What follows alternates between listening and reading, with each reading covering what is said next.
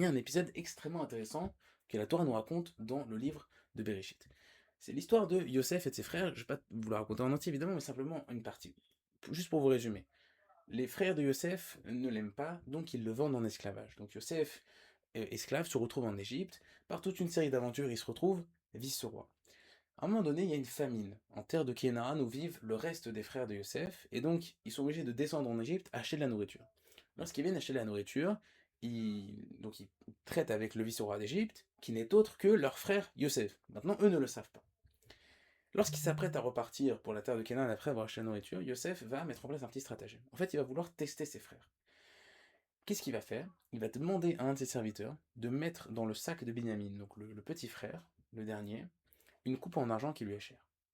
Il va laisser repartir ses frères. Lorsque les frères sont sur la route, ils sont rattrapés par le serviteur de Yosef qui leur dit: Oh, la coupe de mon maître a été volée, vous êtes évidemment soupçonnés d'être les voleurs, et donc les sacs sont fouillés, et on trouve la coupe dans le sac de Binyamin. Tous les frères sont ramenés dans Yosef. Yosef, évidemment, leur fait un peu une scène: voilà, comment avez-vous osé vous me voler alors que je vous ai accueilli, je vous ai donné de la nourriture, j'ai vendu la nourriture, etc. Et dit: voilà, pour la peine, Binyamin, le frère dans lequel la coupe a été, dans le sac duquel pardon, la coupe a été retrouvée, sera esclave et vous pourrez repartir. En fait, évidemment, vous comprenez que Yosef teste ses frères par là pour voir s'ils seront prêts à nouveau à vendre un de leurs frères en esclavage. Et là, évidemment, Yehuda, le grand frère, va s'interposer, il va pas se laisser faire, et va s'ensuivre tout un épisode absolument incroyable où Yehuda va, disons, s'opposer avec beaucoup de force et de véhémence à Yosef. Et il va lui dire à un moment donné cette phrase: Elohim matza avon avadecha. Dieu a trouvé la faute de tes serviteurs.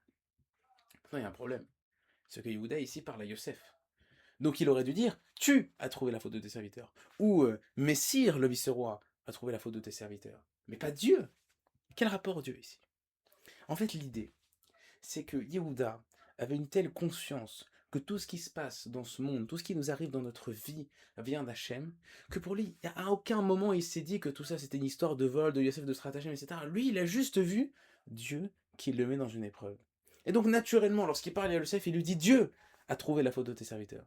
Parce qu'il comprend qu'en fait, tout ça, c'est Dieu. Et que toute cette épreuve, en fait, c'est qu'une illusion, c'est qu'un jeu, c'est qu'un jeu de marionnettes où Dieu le met dans une épreuve pour voir comment il va réagir.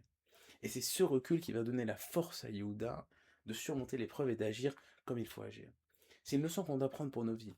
Tout ce qui se passe dans notre vie, un contrôle fiscal, un business qui va pas bien, un associé qui nous arnaque, etc. Tout vient d'Hachem. C'est tout qui est géré par Hachem. Il faut jamais se laisser avoir par l'illusion de ce monde. Il faut toujours essayer de voir la main d'Hachem qui est cachée derrière tout ça. Au point où on arrive à avoir cette conscience comme Yehuda, où pour nous, c'est une évidence absolue que c'est Hachem, et qu'on perçoit que tout autour de nous n'est qu'une illusion et un jeu de marionnettes, et Hachem qui nous teste pour voir comment on va réagir. Très belle journée à tous.